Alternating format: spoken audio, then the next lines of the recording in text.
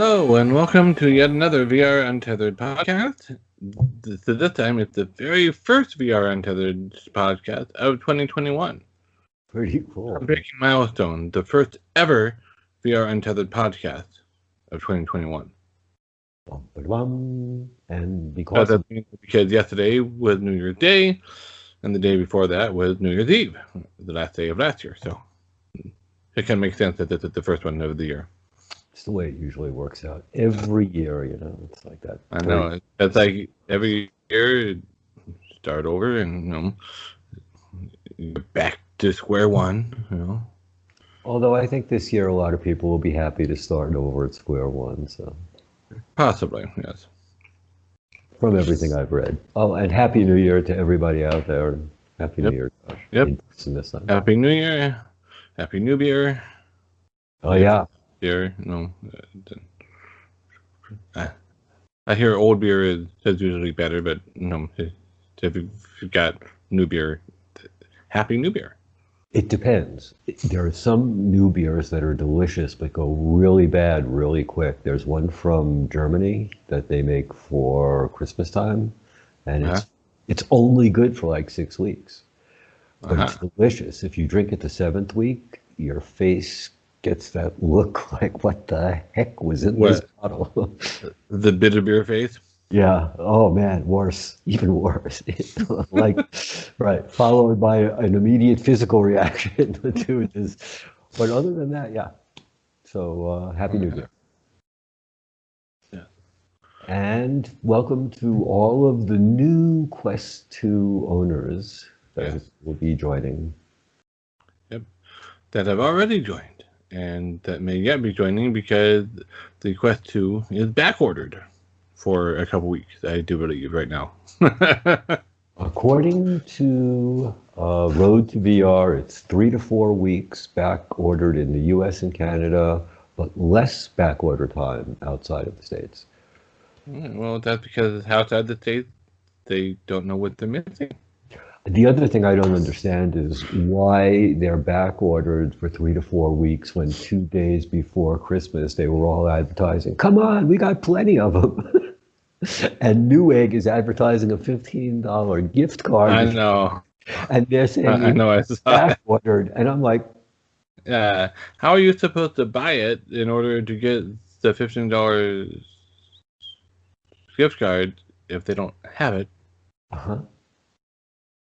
I know we're in for a new year. I got my an email from my phone carrier saying my service expires tomorrow.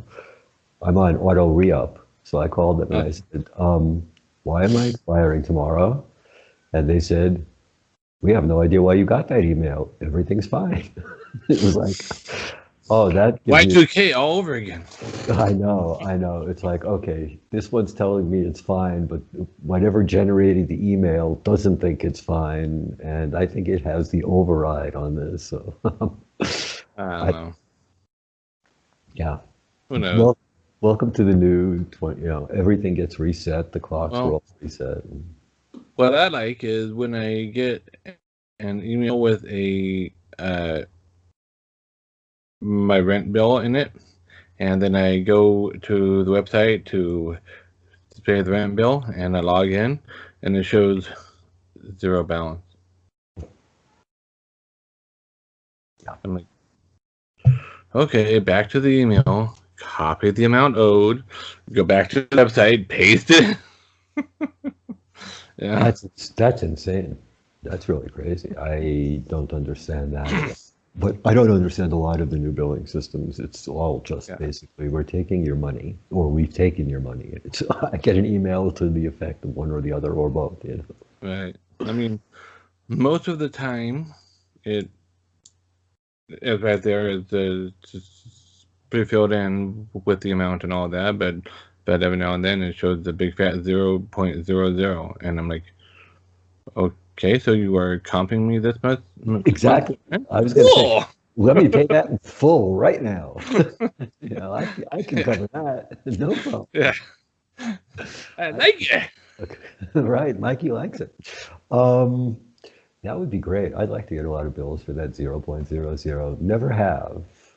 No, that's not true. One time I did have something come in at like a couple $100 and the bill came in for like 0.03 cents. It was, yeah, that's really much closer to the value. And Yes. So, yes, did the new year highlights. bring you any new toys? Any new highlight? Well, toys and highlights are different. True, Um, but your highlight might involve a toy. that's true. I did buy Saints and Sinners, Walking Dead, the only thing not on sale this month. Have you Uh, played it yet? no, because every time I go to play it, something happens, and then when I go to put on the headset, I see the sun going down, and I don't want to play. Well, once you're in the headset, the sun is down anyways, no matter what. So, I want it up when I take off the headset. I want to well, see. then just don't take it off until 7 a.m. You know, it's really funny. I've been reading some of the reviews, which I'm going to stop, obviously, but there are some people that live in this, in Walking Dead, Saints and Sinners, New Orleans. They're literally talking about 50 hours into the game, and I'm thinking, 50 hours, and this thing will take me a year or two to finish. To even open it. I, I'm like, I just, you know, it looks like it's going to be great, but you know, when they talk Well, about living. that kind of reminds me of the rooms in VR chat that are for, or the worlds in VR chat that are for sleeping. I don't, I can't, I don't. I mean, I know some people have trouble sleeping, but is it really that much more effective to go to sleep with a VR headset on? Everything I've read doesn't think that light in your eyes is a good thing for sleep, but you know, I don't know. much less electromagnetics on your head. That you know, sometimes I like to take it off. It's no, I really couldn't see sleeping, and they probably don't have an elite battery strap if that's what they're doing because Yeah, rough. yeah. That would be really rough. Actually, I can't imagine any. Well, a lot of them are using Vive, See, so they're going to sleep with the cords coming out of the head. well, that's not true. They might have the wireless adapter, which knocks the Maybe, Hertz but level down to 60 and burns your head, literally burns your head, you know. But I, how do you sleep with a wire? Oh, I guess Keanu Reeves did it in The Matrix. I guess I. well, he had a big wire coming out of his head, yes, but he was effectively immobilized, and the wire wasn't impacting anything. And he True. was basically all of his nerve input from his actual body was just turned off. So, Right.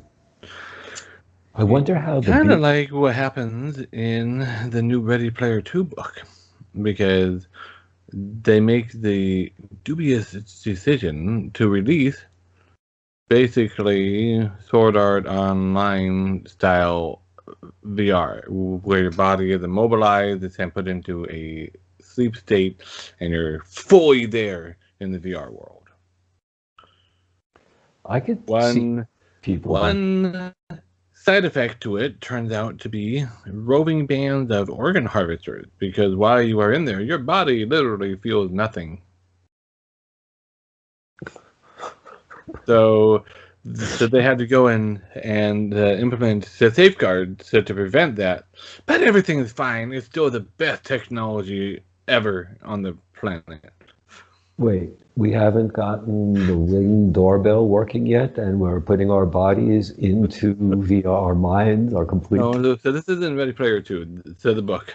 No, no, I understand, but don't people have a Ring doorbell to prevent these roving organ harvesters from? Maybe that cost more than the Oasis headset did. I mean, that's wow, giving a new meaning to hackers. Yeah. Oh, Really? and you're not allowed to be in VR that way for more than 12 hours at a time, because otherwise you risk permanent brain damage. I But think it's perfectly safe. Right. No harm. No harm. I think there are people out there who get permanent brain damage after 10 minutes on a smartphone. So I don't know what they're talking about. But yeah, okay. I can see people spending their entire life inside Candy Crush. But yes, I really could. That's the funny part. I Really, guess a real sweet tooth if they want to live inside Candy Crush. so. I guess the author of Ready Player Two doesn't believe in augmented reality, and Well, no, it's pretty much virtual reality replacing everything because the world is so horrible in Ready Player One, Ready Player Two that you use VR to escape from it. which I understand, but the same could be done with augmented reality. As a matter of fact, you could make a pile of garbage look like the Palace of Pile Versailles. leaves. Well, that's a little less ambitious than what Let's I was dive going into the for. pile of leaves. Wait, it's not a pile of leaves. Right. Leave the odor mechanism in it. Detect original odor. Detect original odor. Or you could do an override to see what's No, really no. there. Augmented reality glasses with the feel real thing over your nose so that you smell what you see and instead of what's actually. At which point we're back to the Matrix again, and I understand the body just becomes this, impediment to everything that you want to do. Yes. Uh, but yeah, and I saw news that there's already rumors of it being worked on as a movie. Well, of But course. I'm Ready like, Player. the book just came out. You don't, and I don't know. I'm sure he already had the book sold, the Well, movie yeah, rights sold, and he had yeah, I all know, of I know, yeah, the. yeah. But it's like, okay, I am listening to the book with Audible because of a free trial, and I'm like, I'm not as down on the book as other people on Twitter were when it first came out. It's a decent book, not better than the first one, but it's not worse than the first one in terms of the writing either. However, what I'm finding annoying is the main character hasn't learned anything from the first book. In fact, yeah, in some ways, he has regressed to That's the you. beginning of the first book. He lost all the learning that he had in the first book. That's the author rewriting, doing a rewrite. It's like, okay. And I mean, I get that that's in a way more realistic. People forget the lessons that they've learned all the time and have to relearn them. But in a book series, so that's not what you want. You know? No, you're right. This is not real life. We're not going to a Right. real person who's unlearned what they learned. And yes, I understand that sometimes a character is more interesting for his foibles than for his strengths. Right. But But to me, he it sounds more like a had rewrite. foibles. You didn't need to go back and revisit the foibles that he overcame in the first book. Right. That's what I'm saying. Because, That sounds more like a rewrite. That's like a Stephen King. I'm going to yeah. do this book under a different title, new, change it a little bit, but rewrite it. you Right. know. And And sometimes that works. he, he you got to keep in mind, if you've only watched the movie and haven't read the book, those two diverge quite a bit in some areas. At the end of the book, they weren't just doing makeout sessions all the time. The female protagonist wanted to use the money and the power that they now had from being the co-owners of the Oasis to heal the world and to fix the problems of the world because they were the richest people on the planet now and had the money to be able to try to solve some of the problems. Mr. and Mrs. Bezos. However, Wade wanted to build a starship loaded up with like 12,000 frozen embryos go off to Alpha Centauri and hope there's a planet there that they can colonize. Well, why not? I mean, seriously, why not? I've often thought, 12,000 But he embryos and stuff. decided to tell her, yes, we can try to do your thing at the end of the first book. Even though in the back of his head, he still has his backup plan. Well, in this book, he evidently forgotten that he told her that he was with her on wanting to help the planet. He lied. Wade lied. Oh, look, Wade's a guy. He was looking to get some action, and there was no way if you told her about the starship. No, honey. Yeah, of course we'll do it your way, but he knew the starship was being built. Yeah, honey, don't worry about it. Yeah. So I'm like, I know. Go from one giant corporation screwing up the planet to being able to a giant corporation owned by kids. That's going to have, well, actually, they're not kids because the time span of the original book, they're all adults. Right. But they're never really got there in the movie. They're worse than millennials. No offense to any millennials watching, but they're worse than the stereotypical millennial.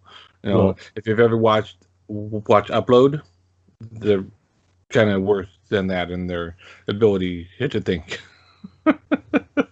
Oh God, that's bad.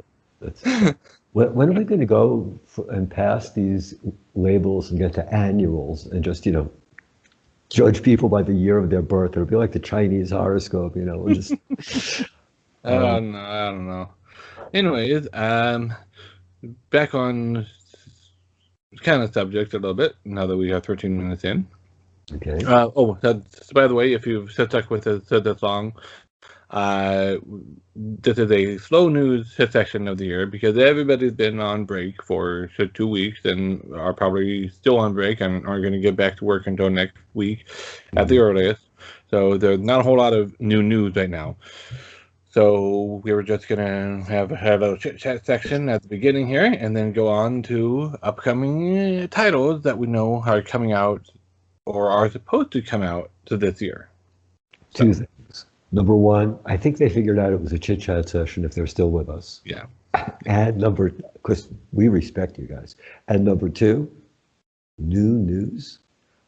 Really? New news? There's not much new news. Yeah. Interesting. I like it. There is old news. I understand that. VR is a good benefit to education. That was, but that's old news. That's come up multiple times. True. But there's no real breaking news in our industry at this moment because everybody decided they wanted to take a week off for the holidays, Some people. Imagine that, huh? Really? Man. Yeah. So anyways, my main highlight of the week was probably attending the John Michael Jarre concert New Year's Eve. Because that went live at 11:25 p.m. Paris time, I was able to watch it at like 5:25 p.m. my time. So makes it a lot easier. It didn't interfere with any of our plans for the day. So, and it was well done. Basically, you load into the world and you are presented with options on the PC version anyway that didn't attend the Quest native version of it, but you are presented with options for turning off lasers, turning off post-processing, leaving everything on, various performance settings that you can turn on and off. And then you go in and you start the show, and it's localized to you. So you are in the room with everybody else, but what you see going on as part of the show, only you are seeing exactly that. Everyone else is seeing it, they are seeing the same thing, but at different starting times. So based on when they entered the Ooh, room. So okay. That's rather than trying to sync it to no, I 40 understand. different avatars, some of which may leave and then other ones come in, and rather than try to work all that out, they just sync it all locally. So it might as well have been recorded and Well, just it was recorded. were you able to talk with the other avatars in the room? Yeah, yeah, yeah. But but you were listening to different things at the same time. On the show part, yes. Okay, but the room you were mingling in was free roaming or seated? It was free roam. Okay, Uh, except Shadam, right? you didn't watch my live stream of it? You didn't even go back and look at the replay?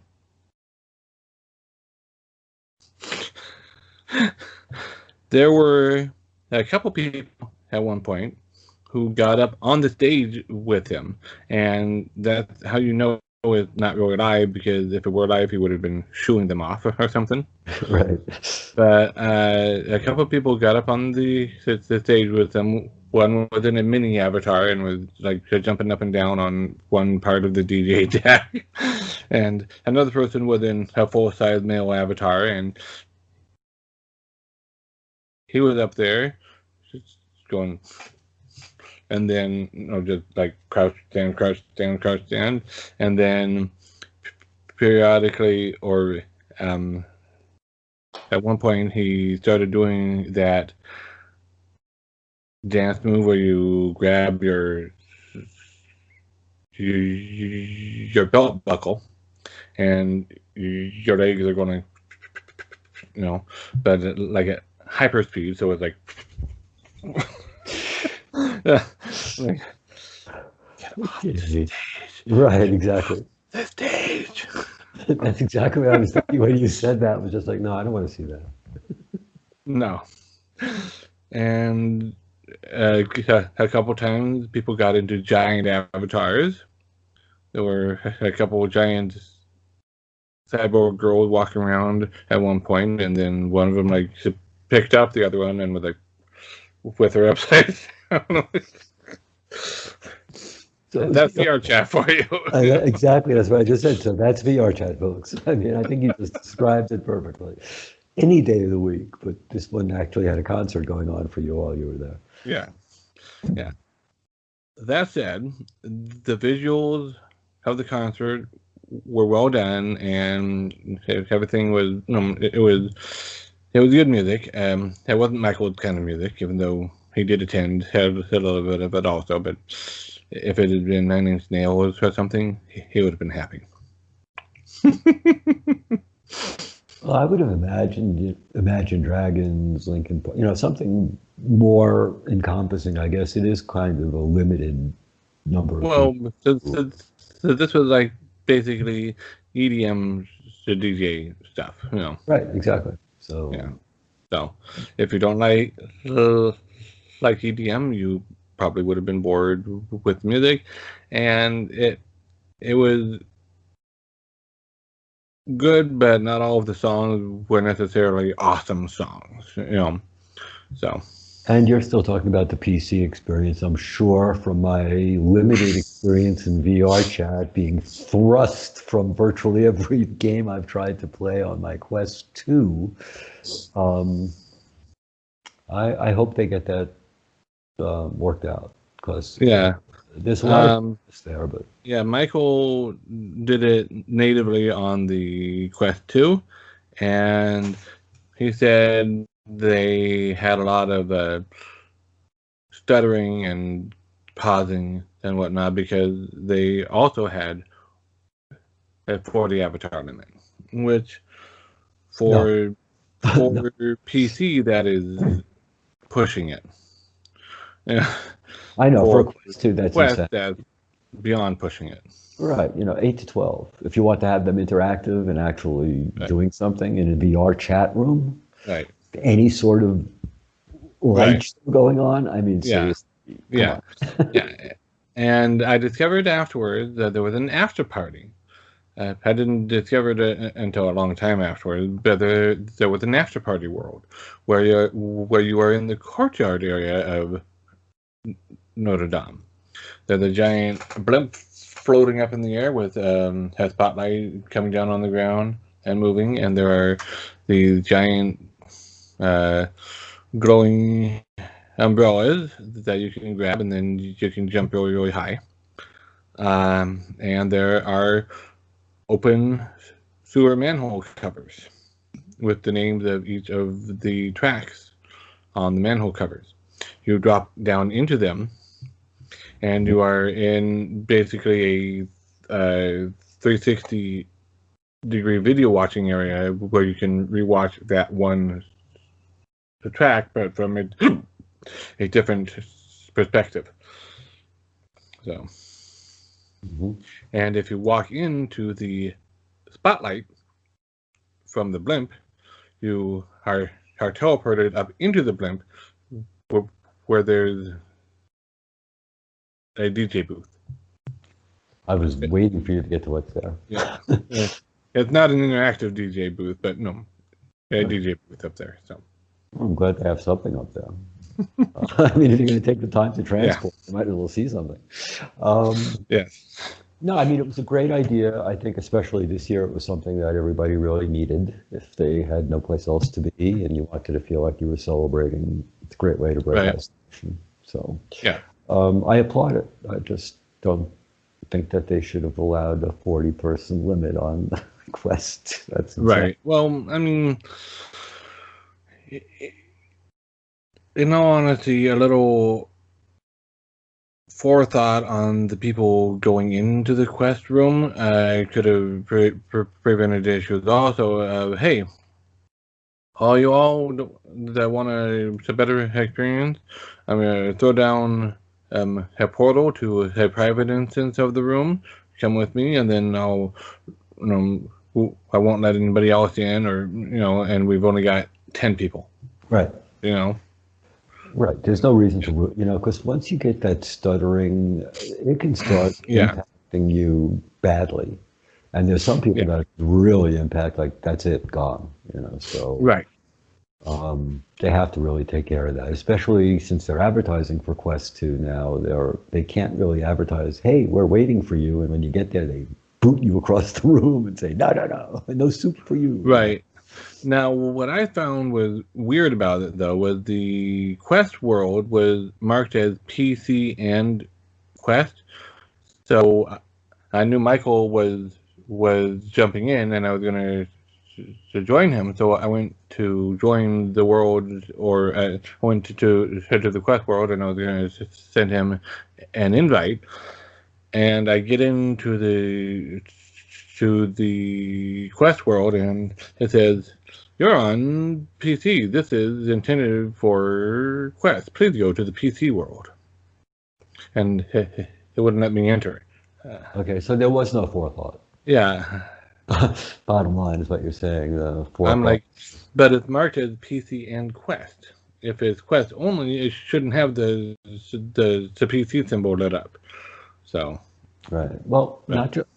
Look, my biggest problem right now with mislabeling things for the Quest 2 comes down to accessories as well.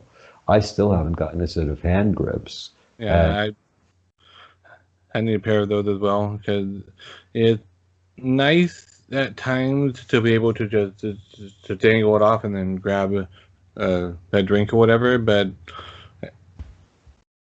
all the other times it's like, no, I gotta maintain a grip on it at all times. And that does get tiring after a while. It's not comfortable. Yeah. So as much as you want to be able to continue playing, it's... Yeah. So anyways, the last thing I was going to say about the New Year's Eve thing was there was also a New Year's Eve Times Square world created. It's a by VR chat with the various creators having posters and rooms and whatnot in there. Lakuza Lounge and Lakuza is one of the four ponies of the apocalypse.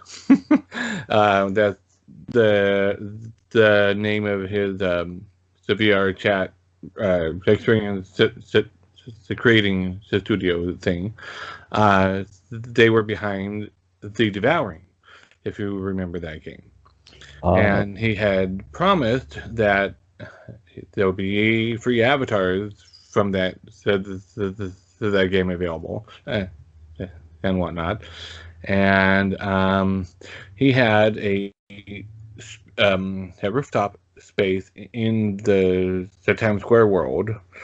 And when I looked at his Discord, he mentioned that they had a booth in VR Market. So I went to VR Market, found the booth, and just like all their games, it's gamified. There was a quest to find all the hidden things in there and whatnot, and interactive thing that you to click on and it pops up a dialogue box and all that. And he had the Lurker from the Devouring as a free avatar. And the Mannequin as a free avatar. Okay. And a few other free avatars. And if you found all the hidden objects in the little world, then you got to open his secret storefront, which is the same. It has the same stuff as his booth.pm booth does. And he's also letting people download the modular rooms from the Devouring, so you can make your own Devouring like game and whatnot. So That's kind of cool. Yeah, and if you want to go check that out, while Virtual Market 5 is still active, you go to the default Cube 2 world, and then turn the cube to cyan being pointing up, and that will spawn Lakuza's booth. Okay.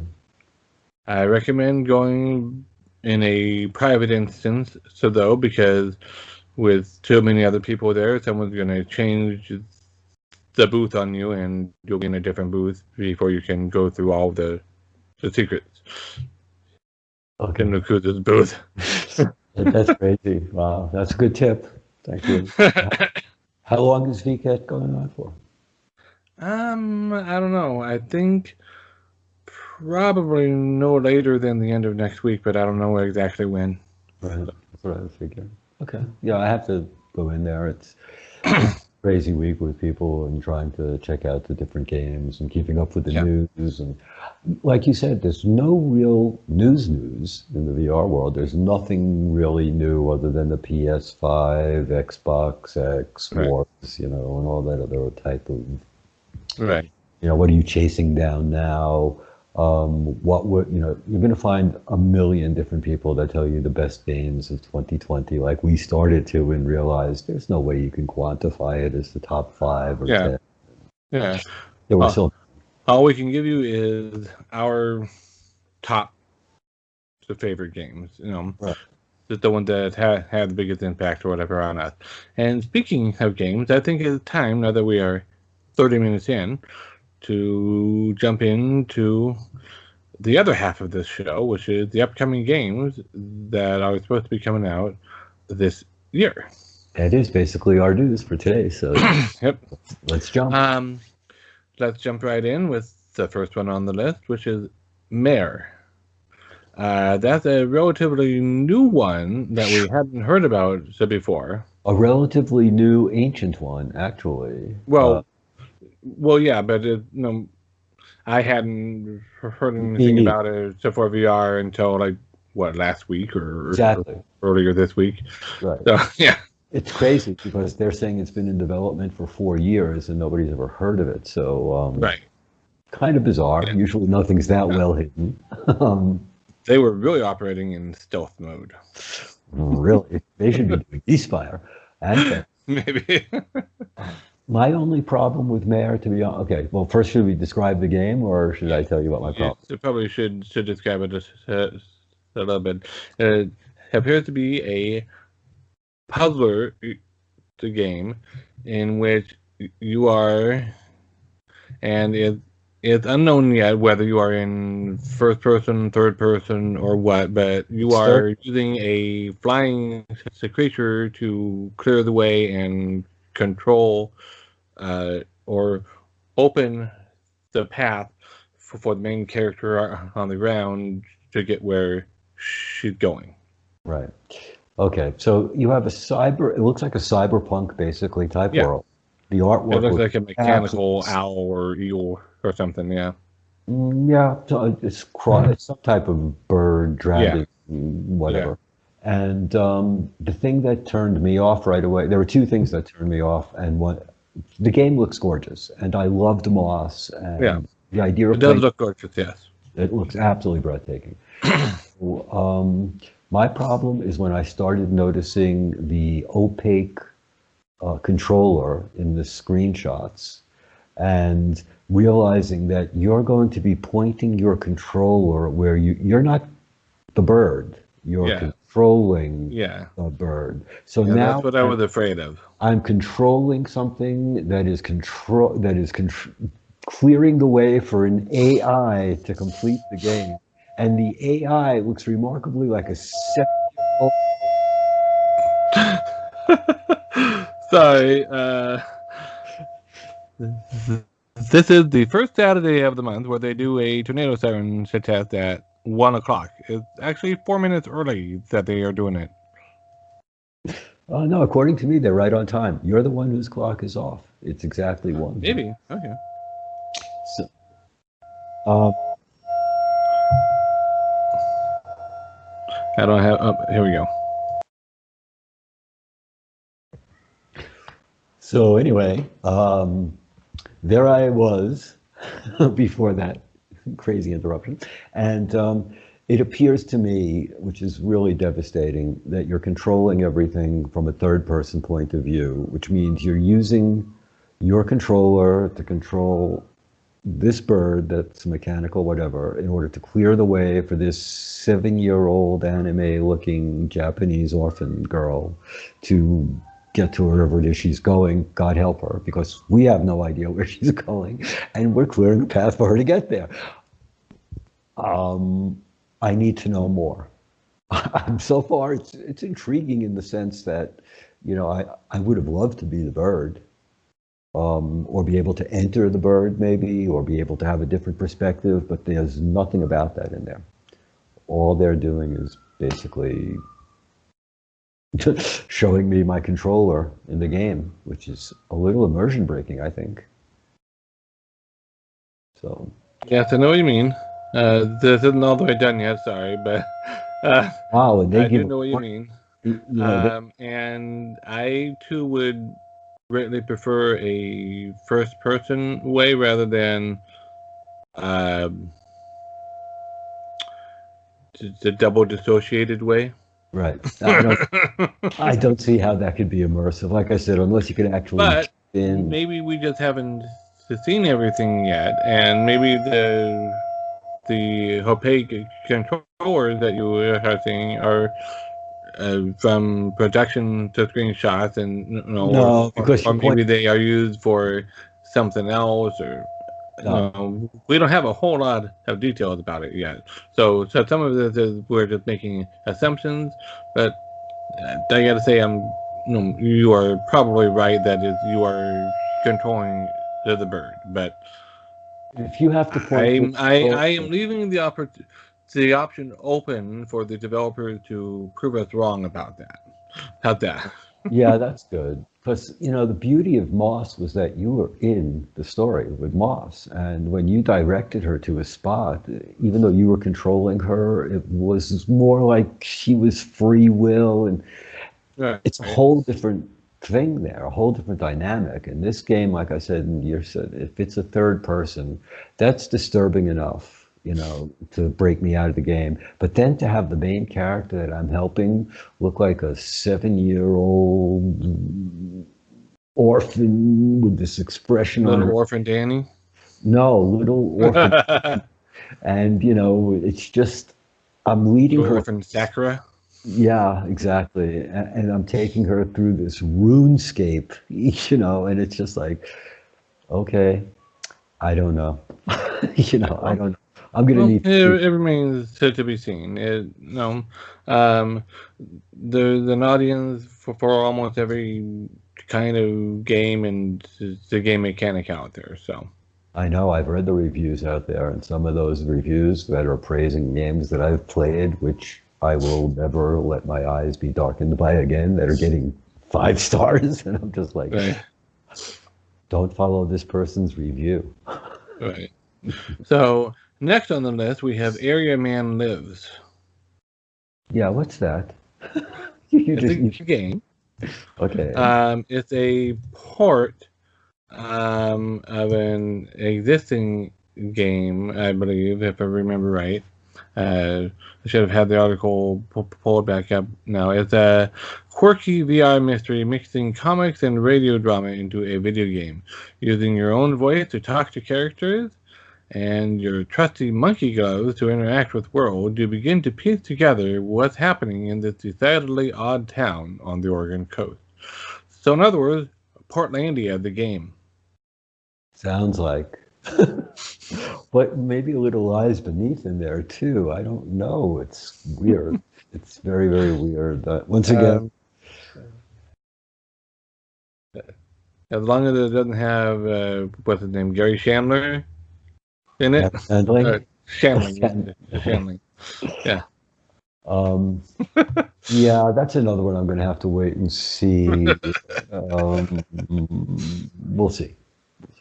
Do we know any more about that game, or that's pretty much the? That's pretty much it. It's intended to come out this year. We don't have any clue on the timeline right now, but I believe it will be for PC, VR, and Quest. So, Which more and more is becoming Quest 2. yes, but yeah, it's easier to just say Quest. I know, but less. I know. You are correct.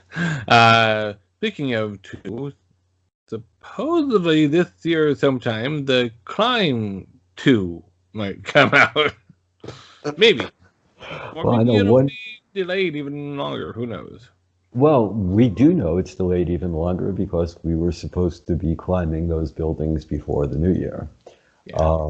And we're not. And we did get a lovely note a week before New Year's telling us, and you won't. So it Yep. was nice. It was nice of them to take people off of biting their nails waiting for that particular game. Yeah.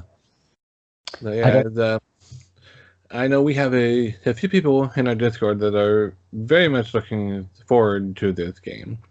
And who knows how much longer they have to wait. I don't know. But if the thing that's going to be really upsetting to the ones that haven't upgraded is that it seems like most of the graphical upgrade went for the Quest 2. Well, yeah. I mean, if I remember right, on the original version of the Climb for the Quest, that was one big complaint was the graphics of basically the skybox area in the distance. It Exactly. wasn't as good as people thought it should have been. And well, the Climb 2 might likely have that same issue on the original Quest. It's not going to look as pretty as it will on the Quest 2. And it won't look as pretty on the Quest 2 as it does on the PC. Right. We're getting into that phase now where there will be a split, so to speak, on the platform, I There'll guess. be a pretty hierarchy. Yeah, a pretty petty hierarchy. A pretty petty prettiness hierarchy. I'm stopping there. Okay. Okay. Speaking of stopping. You probably don't want to stop in this next game, which is Cosmophobia. I have a feeling that if you stop too long in that game, you'll be gotten by the monster. I have a feeling when anything is named a phobia at the end, run. Yes. This is the anticipated next game by the makers of Dread Halls. Only it's a space / sci-fi version. Sounds like Alien, really. Yeah, and if I remember right, there'll be a little bit more agency in the game. It's not just running around collecting coins, opening doors, and so that's the only stuff you can do other than hiding. I think in this one there'll be a little bit more you can do. So, Oh, there wasn't. which in theory should make it a little bit less of a terror game and make it more of a horror game. True. There is a fine line between terror and horror in most people's minds, though. So, Yes, I mean it always depends on the person playing it. You know, right. if it's terror for you, then it's terror. So Exactly. Don't be ashamed. It could be horrible for other people. So, yes, that was horrible. I know it was. But I know you'll forgive me at some point in Maybe the future. I'm terrified of what you might say next. I'm horrified that I've done that to you. Anyways, our next game has Demio or Demeo. Or hold the mayo. Paul DeMeo. Okay. This is Resolution Games branching away from Angry Birds? what appears to be their norm, like Akron. Angry Birds, right. The adult games that they have created for you. Yeah. And this is an RPG game, and I've heard people describe it as like a tabletop, but it also looks like it's a first-person view. So I'm not entirely sure, exactly how it's going to work. But it's an RPG style game. So I'm wondering if that has you being, like Journey of the Gods, where you can become larger and then be your character. So they can. Or it could be that the players are in first person, but the game master is in a tabletop view. Or you might just be able to alternate your view so you could see one thing. Or maybe not. Who knows? But we don't really know a whole lot about this yet. No, but it's basically like a Dungeons and Dragons type game, and you'll have a dungeon master, and the graphics look beautiful so far, but we have no idea where they came from. And, I guess we'll see what happens. But it does look interesting. Yeah. What else looks interesting is the next game that is one that our own Michael is salivating after. Green Hell VR. Okay, as soon as you said salivate, I knew where we were. He's been waiting for that survival game. Yep, he wants a relatively open world survival game. Open world, real time. That's native to the Quest. Right, open world, real time, real injuries type game. Yeah, make it really. You know all about real injuries, Mr. Broken Finger. I do. If you're ever going to visit the world of Gargantua, be very afraid, and have your guardian sit well away from obstacles, please. Yeah. So, this is a game where you are basically you crash land in the Amazon rainforest, and you have to survive and backtrack to figure out the backstory of how you came to be there. So, Green Hell, coming soon. Yes. To a VR headset. I would assume there are dangerous creatures in the game that might want to kill you. I don't know if I haven't really looked into this very much, so I don't know if, like in the forest, there are cannibals that will chase you or not. But Right. I'm pretty sure if it's called Green Hell, it's not going to be a walk through the tropics going, oh, look at the lovely weather we're having in It will be a walk in the park, though. Central Park the. at night. Well, that's nobody. You want to talk about horrified and terrified. Um, there's one for you. Yeah, no, I think Green Hell looks like it does have certain possibilities because there's nothing else like it out there for the Quest, for sure. Right. Right. It's your survival game? No. Yeah. That's one underrepresented genre on the Quest right now, or the Quest 2. Right. The closest you're going to come, I guess, is Lies Beneath at this point. And we also have Elysia that's projected to come out this year. My guess is probably Q4. Yeah. They are making sure to take their time and get it right. So I'm not anticipating that to have a surprise release in Q2 or whatever. No, I'm expecting it much more towards the end of the year. Yeah, I have no idea what's going to go down with that because I know they've learned the mistakes from Orbis, as we Right. all have. Any of us who have been in Orbis have learned our mistake.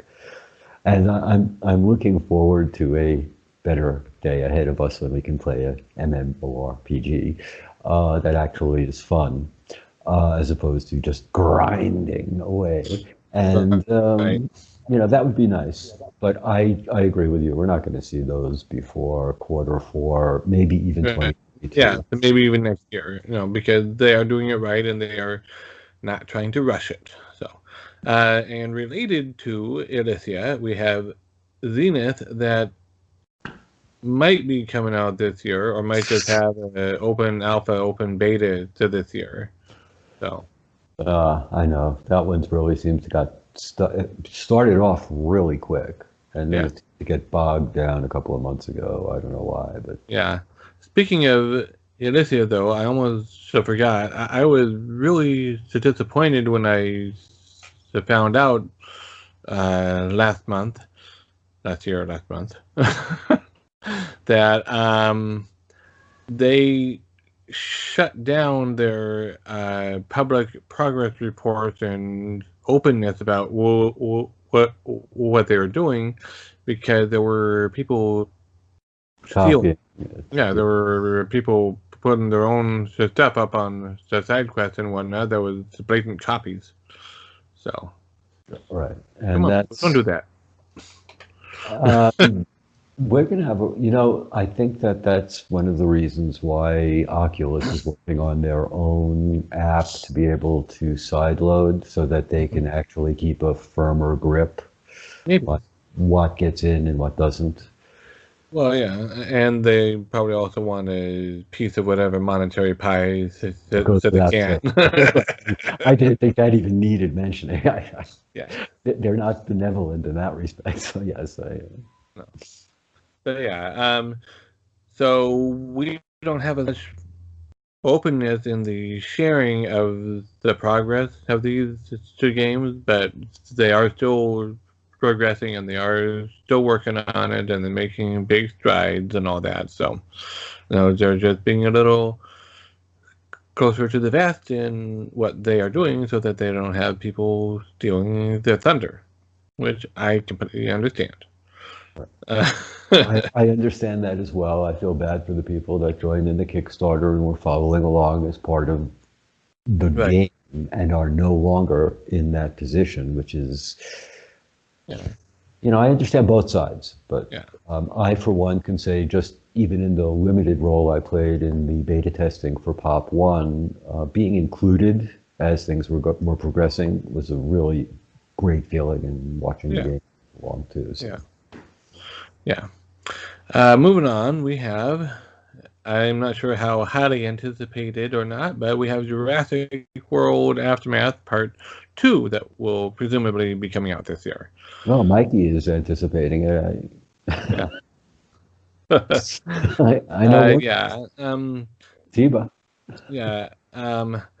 Jurassic World Aftermath Part 1 didn't end with a finale to the story, is very much a part one. It ended a cliffhanger from everything we've heard. Yeah. Yeah. So basically, yeah, it's very much a to be continued. At that point, immediately put it on the buy when part 2 comes out. Yes. Yeah, so that's the way I would do it, is wait until part 2 comes out, and then if you want to do it, hope that they have it in a bundle with part 1 discounted, and so that you get both parts at the same time and can just finish one and then go right in to the next one. Right. Yeah, that's just, I went through that with Vader Immortal, but at least they released those pretty quickly. Yeah. Together. Yeah. And, okay, next. Yeah, from what I read, though, it seemed like everybody was disappointed with how the first Jurassic Park they loved the game. It wasn't like they said. Yeah, but it was short and is episodic. Exactly. So that's not something that you really want to go into unless the final episode's available for you, or you're good at waiting. Right. I'm actually going to move one up so that we talk about both episodic ones at the same time. We have Galaxy's Edge Part 2 that's going to be coming out this year as well, I believe. Another episodic game. But it didn't end on quite as much of a cliffhanger. It just ended as this is the end of Arc 1, and now we have Arc 2 coming up. It's more like we reached the end of a movie.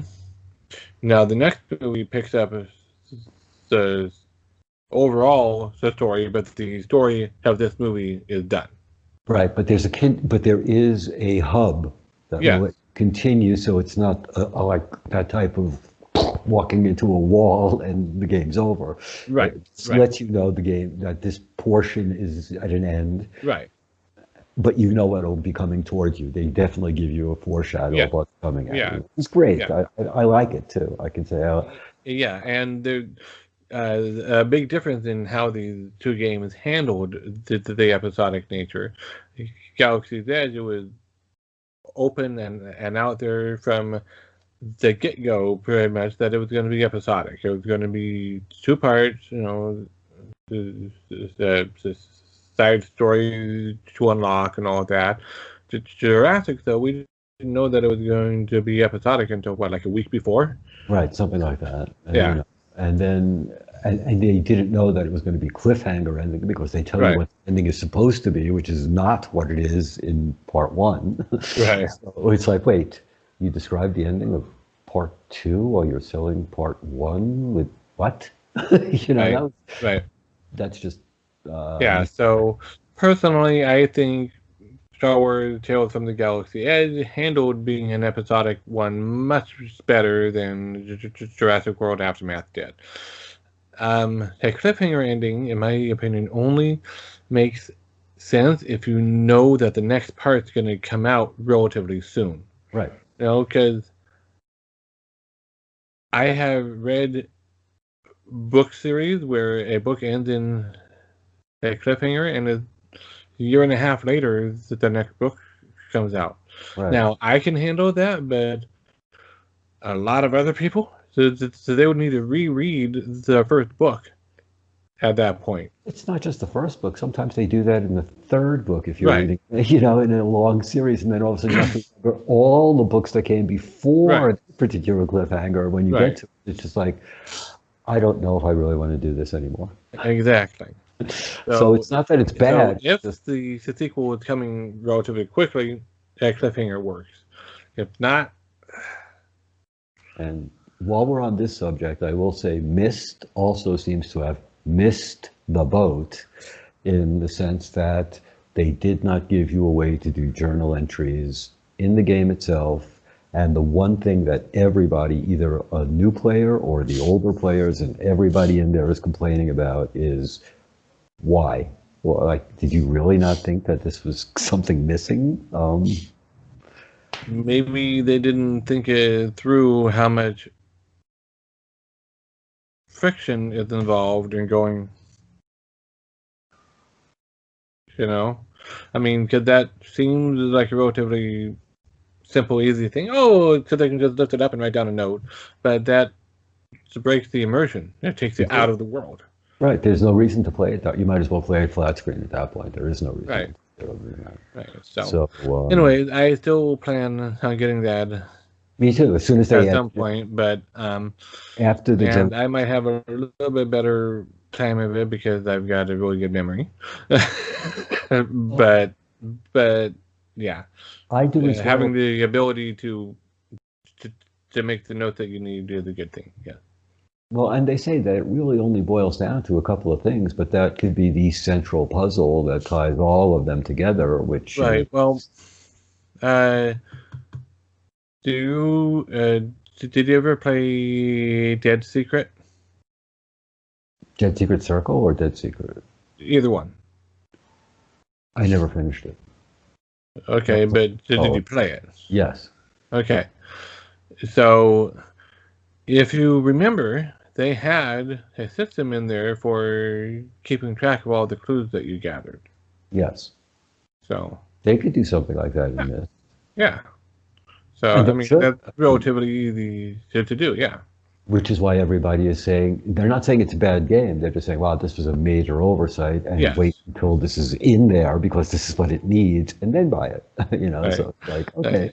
Yeah. So speaking of other puzzle games that might not have an oversight like that, the makers of Fisherman's Tale have announced that they are working on another new reality warping puzzle game called Mask Maker, and it from the description will entail actually moving around in the world, locomoting and solving the puzzles and whatnot, and it's taking off a mask brings you to the previous world, or to putting on a mask takes you into another world.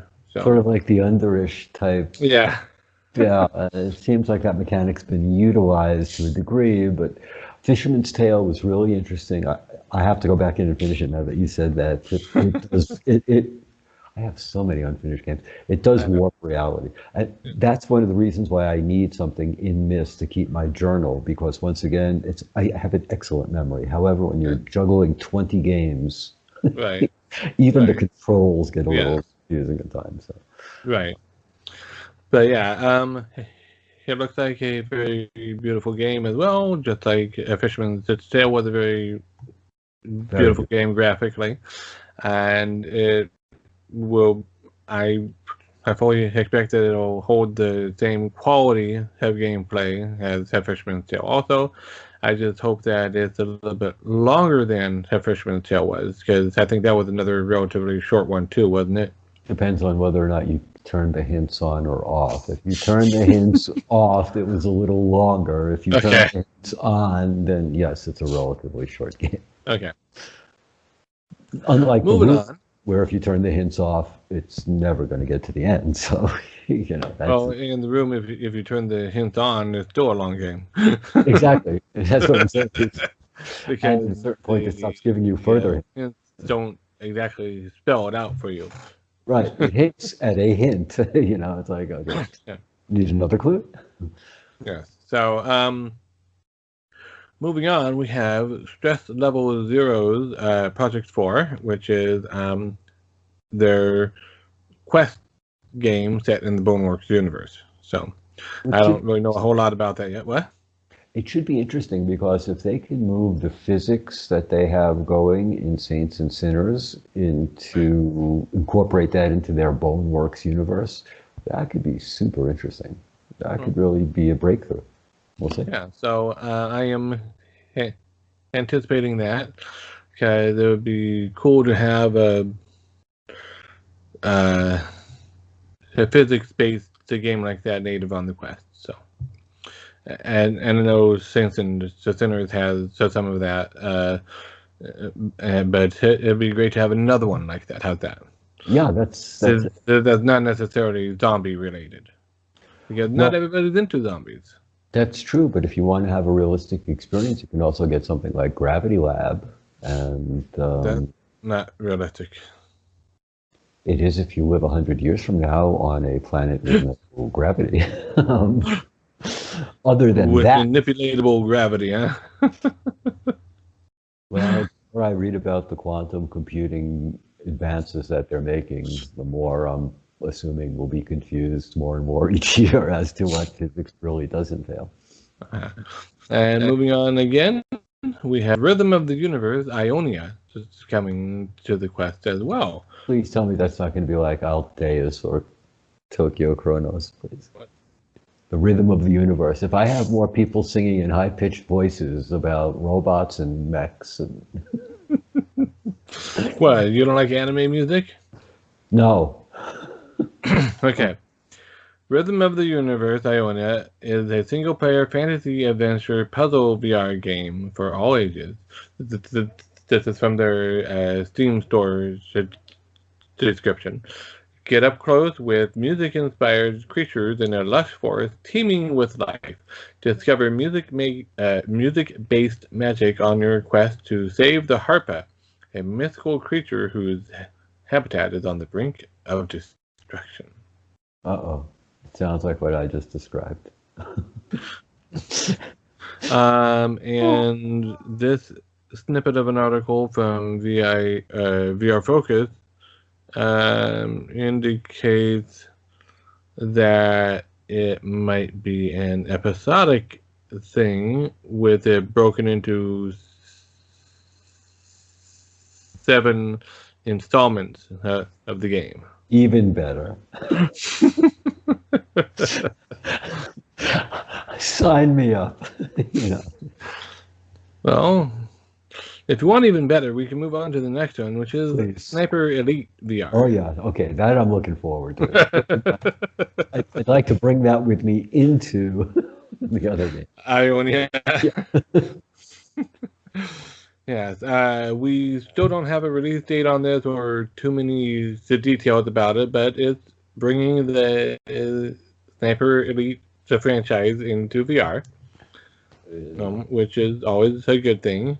And might as well kind of throw all of them in right now. We have Splinter Cell that anticipated to be coming out this year as well. Assassin's Creed, I think. I don't know if it's been stated that it's this year or next, or just not stated that at all yet. But no date. Yeah. But it's another game coming at some unspecified point in the future, unless they change their mind. Which, who knows? But so Sniper Elite is a sniper-based game, obviously. And if you've played it on PC and you've been eager to have it in a VR way, with actual immersive first-personness, well, it's coming. Right. So is Splinter Cell, which is more of an E-Spire type game. Yeah. That's what is it? I know it's Tom Clancy, and is it? I forget the. Is it the Jack Ryan universe one, or I forget? It is Jack Ryan universe, but I think the protagonist, his name was Sam something. Okay. And he's basically, like I said, it's more of a human-based E-Spire. Well, yeah, it would probably be more like 24 or Jack Ryan type of story. Well, when I played it on the Xbox, you had a lot of green because you were looking through your night vision. Right. And there was a lot of hanging from ledges as you were getting from window to window to be able to uncover whatever secret you needed to get. So it's an espionage. Right. So I guess somewhere between Super Hot and Splinter Cell, somewhere in there, I guess. Yeah. But it was a fun game when I played it on Xbox. I can't help but be fun if I'm playing it. Yeah. But while you are sniping at people who are trying to splinter your cell, try not to get in a traffic jam, because that's another upcoming game, Traffic Jams multiplayer. That's where you use your hands and gestures to control the traffic, and it gets chaotic and whatnot. So now Sandwich. they're making a multiplayer. Okay. How? What? What are you competing policemen in different corners directing traffic into each other? I don't know. Maybe you are controlling the traffic, and then they throw an obstacle your way. It's or something. I don't know. Or Well, maybe it's a co-op. I'm not sure. Ven so far of all of these seems to be the one I'm looking forward to is different. You know, the Lucky's. Ben, yeah, yeah. Um, for the record, I got a lot of these off of the upload to VR article about the 38 most anticipated titles or whatever. Of 2021. What? Of 2021, which means a lot of them. And I only pulled the ones that were for Quest into my list here. But yes, Ven VR is also an anticipated one. I think they're intending on bringing it to Quest, right? Yeah, they are. Yeah. So, which will be great. I mean, because we do need a platformer in there, and I don't think we have one yet. Mm-hmm. Well, technically, Moss is a platformer, but yeah. Right. Yes, but now as opposed to actually coming out with Moss 2, they've been raising money to bring Moss into augmented reality. So I want Moss 2 because I want the rest of the story.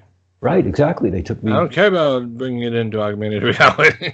Well, at least it wasn't a cliffhanger, but it was definitely episodic, and it would be terrible if they just left it where they did. So yeah, if they left Moss or Quill hanging off of a cliff, literally.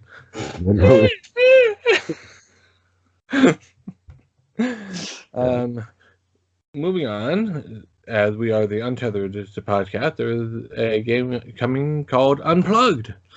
It's one that Michael has been looking forward to. It's, I believe it's being taken on by the same people behind Traffic Jams. I could be wrong on that. I'm going off of memory, and but it is an air guitar game using hand tracking to play guitars in VR. It's either going to be a lot of fun or a 2-minute type game. It's going to be one or the other. So I have to see what they do with it. You know. Yeah. It could be super cool. It could be okay. Exactly. That's moving on to Tempest Fall. So, speaking of, let's move on to Tempest Fall. I thought we were. This is another Warhammer Universe one, being made by a different studio than the other one, I believe. This one is being made by the people behind the Wizards of Dark Times, and it's going to be a gesture-based magic using game. So the Warhammer universe. Yeah, Warhammer Tempest Fall. And is that Quest or PC?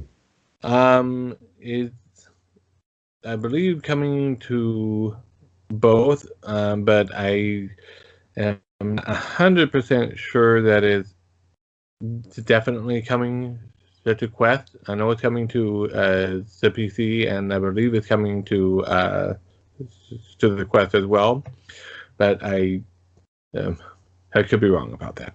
It's going to be interesting to see that introduced into the Warhammer universe. That's like, well, it already was there. You know, just different ages. Right. And I mean, in Battle Sister, they basically had magic. You know, what do you think the magic the faith powers were? You know, right? That's magic. Yeah. Right.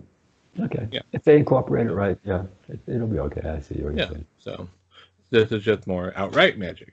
Right. I was going to say, to me, it just didn't seem like magic. It felt more like I'm using the Force. And now when you say it like that, yeah, okay, I guess it's magic as well. Yeah. And next to last game on this list is Wraith: The Oblivion. Mm. That is coming out this year at some point, and is a very highly anticipated game.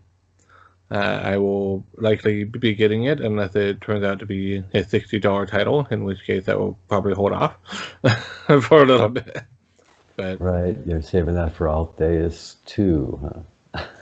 maybe, Yeah, that was a bogus sale, I have to say. Sorry, that as yeah, it's coming up to that was yeah, no yeah. sale. He is referring to there was a package deal as part of the New Year's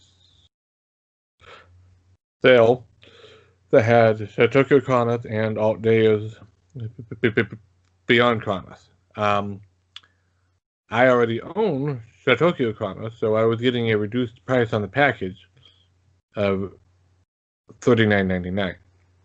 The full price of Altheus Beyond Chronos is $39.99. Because evidently the only discount was on Tokyo Chronos. Which had already been on discount for the 50% off Right, because which is why I bought it.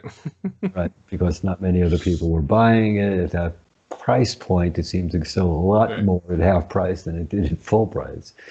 probably. Yeah, I don't know what they're going to do with their sales this year. I see they're back to daily deals, which is Mhm. something that they seem to have given up on for the last 4 months. I guess this is for the new. Probably to make it seem super cool when they brought him back for the holiday season. I guess. Maybe, I Um, don't know. I I don't know, but yeah, if you haven't heard about Wraith: The Oblivion VR yet, just to go look it up. It looks very well done, it does. It super could be cool, great. and all that. So It should be another it's AAA rated title. yeah, yeah, and it's made by the studio behind the Curious Tale of the Stolen Pets, Okay, I'm not as buying. well as Apex Construct. Ooh, okay. They got 50, they got a thumbs up and a thumbs down going for them. So let's see where this one ends up. Yeah. Well, Um, no, all the games have been so good. Just Stolen Pets was really short and really easy, yeah, from what I've heard. it So was, it was well done, oh, but it yeah, was super short, super easy. short and So 8 minute game. It's fun. hopefully, this is more like Apex to Construct, which was much longer and super satisfying to play. Right. Oh, we forgot to mention Thrill of the Fight too. Yeah, so the Fight 2 is going to have multiplayer. Yeah, which would be interesting. Is it going to be tag team or are you fighting the other guy? I don't know. That's, I'm just hoping nobody decides to do local multiplayer with it. I want to see the Ah! videos. I know, man. Reddit's going to be showing you a lot of broken headsets. Probably. Alright, and last game on the list, Yuki, which is a bullet hell game involving grabbing a figurine and using your controller to fly the figurine and shoot stuff in the game. Sounds a lot like Shooty Skies. Only, hopefully, a little bit better done, because that one was weird. I know, and it got a very good rating as well. Yeah, Really yeah, scared. but this is supposed to evoke the childhood memories of having that figurine, like a Superman figurine and going doo, doo, doo, doo, doo, doo, and just flying around, you know, Right. only having stuff actually happen when you do that. No, it could be really cool. Pull you into a comic book is something Yeah, that would be great. Yeah. yeah. So there you have it. There are uh, a lot of games coming out this year that are anticipated. There will probably be more games coming out this year that we haven't even heard of yet. And less Some of games. which may be good, some of which may not be good. You never Right. know. It's going to be like Mayor. No, we didn't even know of its existence until last week. So keep in touch every week and we'll let you know what's actually coming and Yep. what's still projected to be coming. But Yeah. if you're new to the quest, welcome because you're in Or for Quest 2. Quest 2. Yeah. If you're new to the Quest, I hope you didn't overpay too much for it. Although I will say it is an excellent build quality, It and is. you might lose some of the graphical excellence going forward, but as far as gameplay and convenience and Yeah. being a well-built device, you're Yeah. fine. Wow. Yeah. The only problem with the OG Quest is Facebook is not going to support it beyond September of this year, most likely, because they are legally obligated to continue support for 1 year after they discontinued manufacture of it, and they discontinued manufacture of it like in September of last year. So they are only obligated to keep supporting it until September, and given past performance, they're probably not going to keep supporting it after that. It's going to be just like the Oculus Go, sunsetted at that point. Which the real shame of that is that if you have a Quest 1 and you haven't downloaded the Go games that were ported over to the Quest, I don't think you can anymore. No, I don't think you can. You would have to find the APKs and install manually. Yeah. So, which is a shame because they promised that they were going to basically port almost every game in the Go library, and they never did. They only ported a handful at the very beginning and then stopped. Which, that's something to take into consideration at their price level to know that you're renting their games, not purchasing them. Yeah. So, anyways, on that note, now that we've told you about more games to rent and not own, that brings us to the end of our podcast. So, like, subscribe, drag your friends over to have them like and subscribe, because that helps us grow and helps keeps us not feeling depressed about our abilities as YouTube podcasters. Help us. Yes. And also remember to have a happy new year and have a great rest of your week. Bye. Bye.